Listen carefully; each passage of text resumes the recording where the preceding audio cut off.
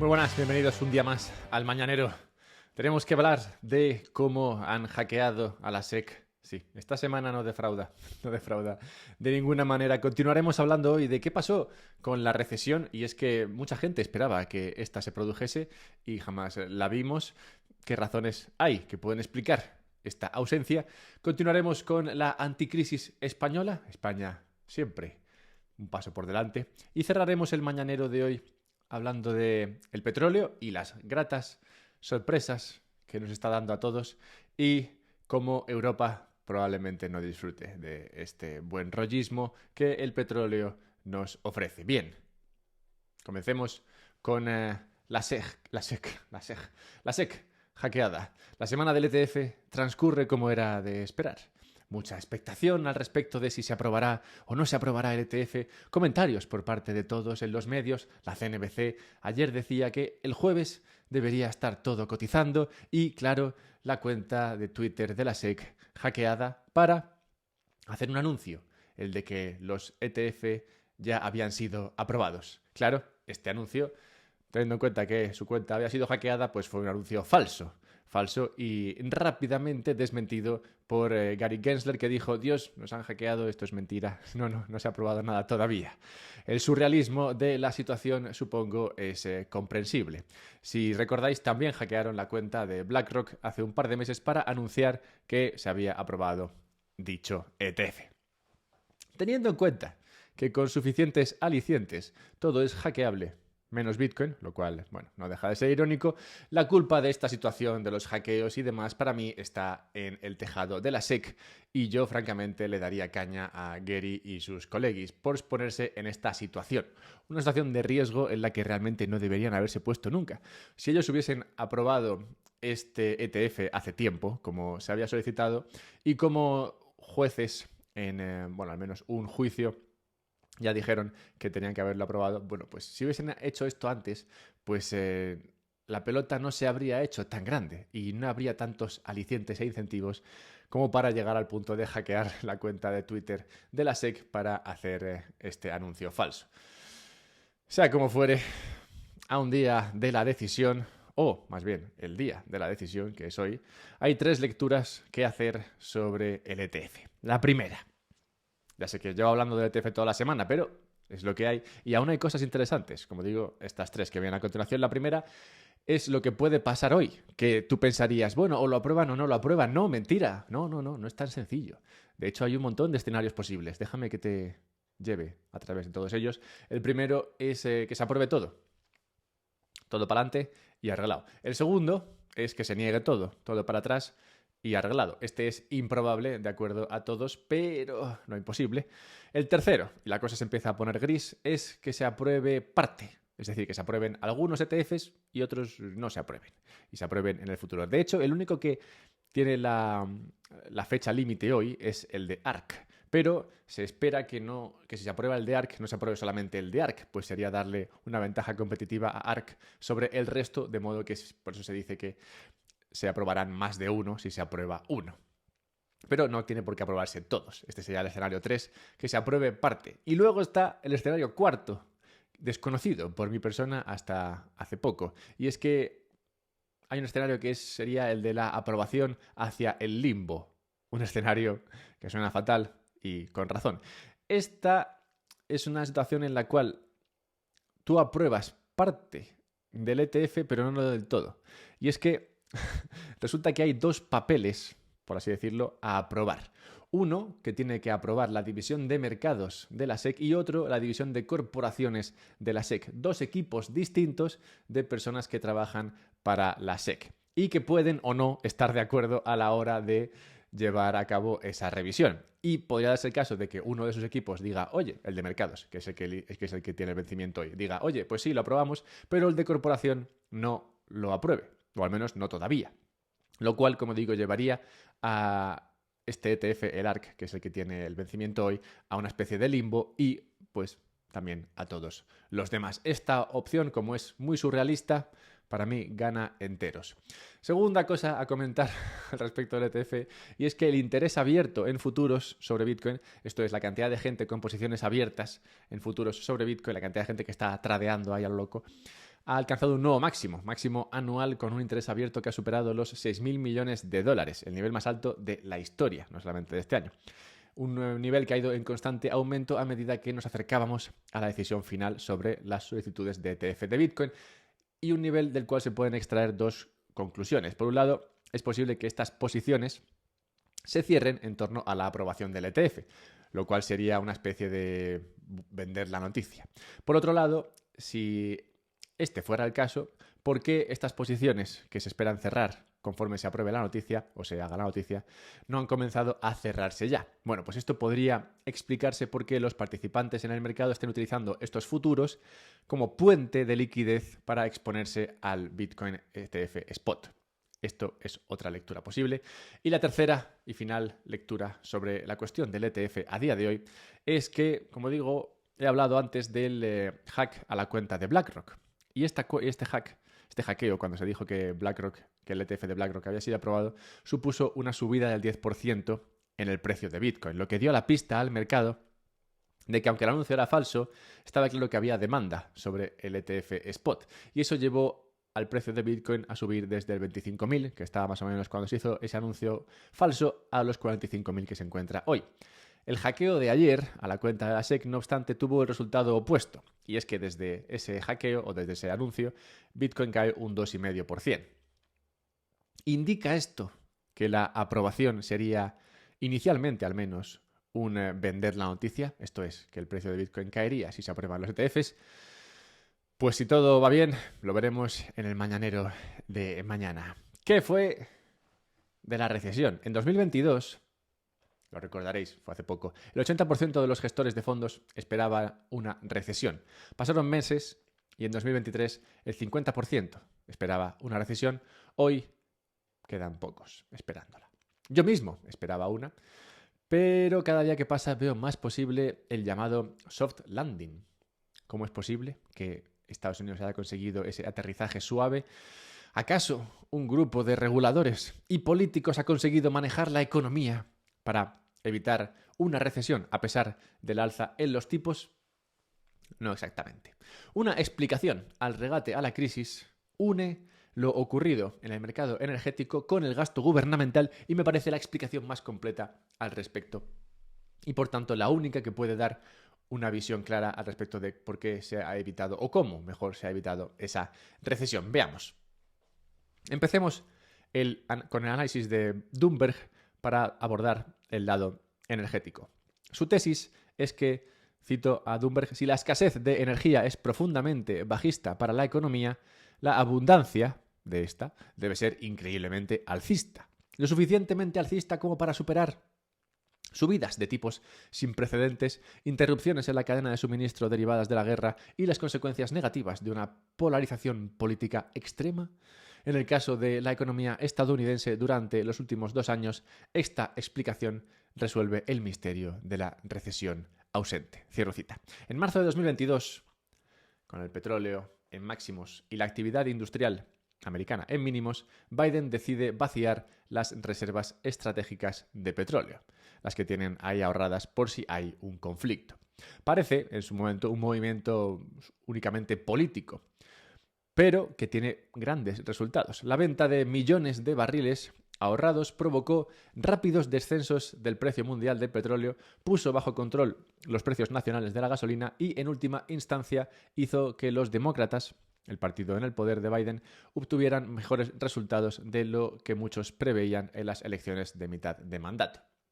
Superada esta crisis, gracias a la salida al mercado de esos barriles de petróleo, Estados Unidos se puso a producir petróleo como si no hubiera un mañana. En el último mes, este sería diciembre probablemente, la producción estadounidense de crudo superó la increíble cifra, en palabras de Bloomberg, de 20 millones de barriles diarios, 3 veces más petróleo del que producía el país hace poco más de una década. Curiosamente, no es algo de lo que el presidente Biden presuma públicamente, y es que la política del petróleo es especialmente delicada para los demócratas, cuyas posibilidades de victoria en las elecciones de 2024 podrían depender de si los votantes jóvenes y concienciados con el clima acuden en masa a las urnas. Muchos de estos quieren oír que Biden está haciendo todo lo que está en su mano para mantener el petróleo bajo tierra. que es justamente lo contrario de lo que está ocurriendo. Pero no solamente pasa esto con el petróleo, también hay un excedente histórico de gas natural derivado del incremento en la prospección de petróleo y que da una enorme ventaja competitiva para la economía estadounidense. Vamos que esta abundancia de energía equivaldría a un importantísimo incremento en la actividad. Más o menos como tú cuando te levantas un domingo descansado y repleto de energía, haces muchas cosas. Pues Estados Unidos igual. Pero luego está la otra pata. La pata de tener suficiente dinero que gastar. Estados Unidos lleva déficits récord en 2023 y apunta lo mismo para 2024. Déficit significa que está gastando mucho más de lo que tiene. Lynn Alden es quien ha abordado esta cuestión, la cuestión del gasto extremo, excesivo de Estados Unidos y que es, como digo, la pata que junto con la energía nos apunta a dónde está la recesión ausente. Lynn Alden dice que en cuanto a la política fiscal frente a la monetaria, llevo tiempo sosteniendo, Lynn, que la política fiscal tiende a ser mucho más potente que la monetaria. Y estamos viendo que esto se manifiesta en la diferencia entre la economía estadounidense y la economía china este último año. Estados Unidos pasó 2023 aplicando una política fiscal laxa. Esta es una política de grandes déficits, pero una política monetaria restrictiva, tipos de interés al alza. Mientras que China aplicó una política fiscal restrictiva, con pocos déficits, pero una política monetaria laxa, con tipos de interés a la baja. Entre estos dos destaca Europa, quien ha sido la más afectada en general, con una política fiscal restrictiva, una política monetaria restrictiva y unos costes energéticos elevados. Bien, entonces, para concluir, podemos ver que esta unión de energía abundante y gasto estatal habría sido el combo mágico que nos hace pensar que no habrá recesión, crisis en el corto plazo. Y esto es porque además Jim Zielinski, un analista, dice que los déficits están fuera de control y la verdadera historia es que no hay ningún mecanismo para ponerlos bajo control. Baja la redundancia. Esto lo dice Zielinski, yo no lo diría. Según las estimaciones de Apollo Global Management, el Tesoro estadounidense emitirá este año unos 4 trillones de dólares en bonos frente a los 3 trillones del año pasado y los 2,3 de 2018. Vamos, que está todo pagado. Bienvenido sea. La anticrisis española es el siguiente tema a tratar y es que donde sí se espera crisis y ya se está respondiendo a ella es en España, que mira siempre un paso adelante. Como respuesta a la crisis que no está, el gobierno anda tratando de sacar adelante un paquete de medidas llamadas anticrisis y encontrando resistencia por parte de sus socios de gobierno. Comienza interesante este nuevo gobierno con la primera cosa que quieren sacar no siendo aprobada por aquellos que supuestamente aprueban el nuevo gobierno. Curiosamente, parte de esas medidas anticrisis consisten en subir impuestos a la actividad económica, subida del IVA a la electricidad y al gas natural. Un poco lo contrario, ¿no? Si me estáis siguiendo el argumento hasta ahora, un poco lo contrario de lo que ha buscado Estados Unidos haciendo la energía más abundante. España tiene otra teoría diferente, y es que si haces la energía menos abundante y haces más caro el producir y el tener actividad económica, mágicamente conseguirás que ésta crezca. Bueno, probablemente no se saque nada adelante de estas medidas anticrisis hasta que la sangre llegue al río. La sangre en el Congreso, se dice, aunque no literalmente. Esperemos. Un río que viene con la sangre de Grifols, empresa española dedicada al plasma que se ha visto, en opinión de los medios, atacada. Atacada porque un fondo de inversión americano, Gotham, no sé qué, no sé cuántos, ha dicho que Grifols no vale nada, pues tiene más deuda de la que supuestamente tenía y tendrá que refinanciarla a costes muy elevados y quebrará, básicamente.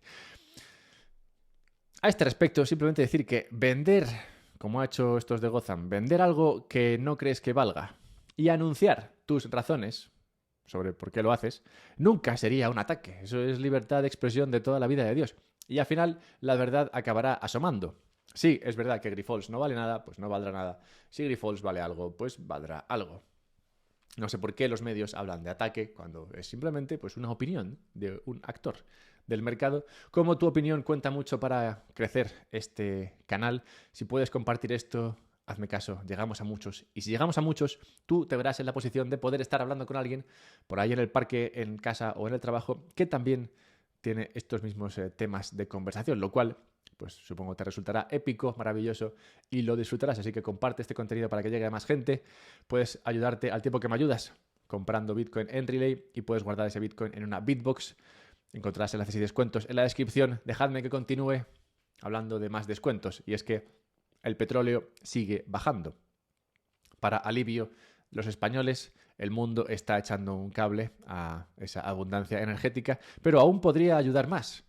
Vamos a hablar un poco de esperanza. Algunas palabras que alienten nuestros corazones. Y es que esta década podríamos ver cómo mucho más petróleo encuentra su camino al mercado. Occidente, te sorprenderá esto, supongo, pero Occidente, gracias a Estados Unidos, ya produce más que Oriente Medio. Concretamente, entre todo Occidente, producen 32 millones de barriles de petróleo al día y en Oriente Medio, Yemen, Arabia y todos estos producen solamente 30 millones. Se ha conseguido superar a Oriente Medio en el espacio de 10 años, básicamente, y esta diferencia podría aumentar debido a grandes yacimientos que hay en países que no están haciéndolo muy bien, pero que podrían empezar a hacerlo bien. Venezuela, por ejemplo, posee las mayores reservas probadas de crudo del mundo, con más de 300.000 millones de barriles a finales de 2019. Esto es suficiente para abastecer toda la demanda mundial de petróleo durante 8 años. Si Venezuela fuera un país que funcionara correctamente, o al menos medianamente, podría estar fácilmente entre los más ricos del mundo. Y, a ver, ahora no es el caso, pero, oye, en algún momento tendrán que enderezarse, supongo. Por ejemplo, Guyana muestra al mundo cómo tener petróleo puede irte muy bien. Según el Fondo Monetario Internacional, Guyana creció un 62% el año pasado y se espera que sume otro 37% este año, la tasa de crecimiento más rápida del mundo con diferencia, y la riqueza se repartirá entre un número relativamente pequeño de personas. Vamos, que los guyanenses se van a hinchar. España no se va a hinchar. Pero en Guyana, sí, donde son solamente 800.000 personas que se están beneficiando de ese incremento en la riqueza. Y otro lugar que promete mucho esta década es Argentina. Argentina, que posee grandes yacimientos de petróleo, en un terreno árido y azotado por el viento del tamaño de Bélgica, conocido como Vaca Muerta. Vaca Muerta tiene un potencial de producción comparable al de la cuenca del Pérmico, siendo esta la región más prolífica de petróleo en Estados Unidos. Bien, pues con la desregulación de Milei se puede esperar que Vaca Muerta se convierta pronto en una fuente de ingresos y sobre todo de producción de petróleo que llegará al mundo y abaratará nuestras vidas. Bitcoin y petróleo es un combo ganador. Europa no está claro que vaya a disfrutar de este bienestar. Tengo que hablar de Europa y sus controles y cómo están afectando estos a China. El gobierno chino está tratando de descarbonizar un sector que depende en gran medida del carbón o arriesgarse a perder su dominio a medida que los países con objetivos climáticos ambiciosos miran hacia otro lado para encontrar esos materiales. Hablo, claro, de Europa. El origen del apuro de China se encuentra en Europa, donde la Unión Europea, uno de sus principales mercados de exportación, ha impuesto el primer impuesto mundial sobre las emisiones de las importaciones intensivas en carbono, empezando por el cemento, el hierro, el aluminio, los fertilizantes, la electricidad, el hidrógeno y, por supuesto, el acero. Básicamente todo lo que necesitas para vivir bien. Este gravamen entrará en vigor en 2026, pero la transición ya está en marcha. Esto preocupa enormemente a China, pues opina que la decisión de la Unión Europea podría poner en marcha una oleada de países que aplicaran medidas similares y sobre una mayor variedad de productos, asestando un golpe colectivo devastador a la industria china. A ver, habría que relajarse, yo creo, en este sentido. Si la gente va a China a comprar es porque es más fácil, es más sencillo, es más barato y tiene buena calidad. O sea que dudo mucho que unos impuestos como estos se vayan a llevar a cabo. Pero bueno, dos escenarios posibles. El primero sería la descarbonización y el segundo sería el maquillaje de esta descarbonización. ¿Qué implicaciones tendríamos? Bueno, pues en el primero lo que tendríamos es una labor faraónica por parte de los chinos y además difícil control, que sería esta de descarbonizar toda la industria. Y que si no se logra, provocaría que Europa se quedase sin estas materias primas, pues China, en lugar de vender con un gravamen en Europa, pues vendería en otro sitio. El segundo escenario sería uno que maquillase esta situación para hacer que lo que no es verde sea más o menos verde lo cual no conseguiría el objetivo verde de la Unión Europea, pero tampoco empobrecería a la población. Realmente no hay una solución fácil. Este es uno de esos casos en los que, bueno, pues básicamente todo es difícil. Y veremos qué acaba ocurriendo.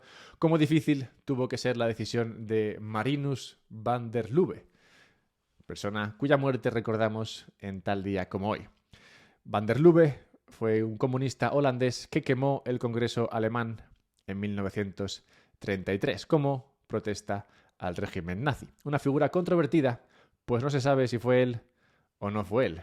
Lo que sí que se sabe es que le cortaron la cabeza por ello. Lo cual habla de los resultados de tomar decisiones difíciles, supongo. Una decisión fácil sería la de compartir este contenido, pues hacerlo de forma fácil, cogiendo el enlace y publicándolo en Twitter, básicamente. Puedes seguirme en Twitter, @alberto_mera. Puedes comprar Bitcoin, otra decisión fácil de hacer y que se vuelve más sencilla si lo haces a través de Relay. Encontrarás el enlace en la descripción con un descuento. Como descuentos también ofrece Bitbox por la compra de sus dispositivos para almacenar Bitcoin de manera segura. Hala, pásalo bien y a ver mañana qué tenemos.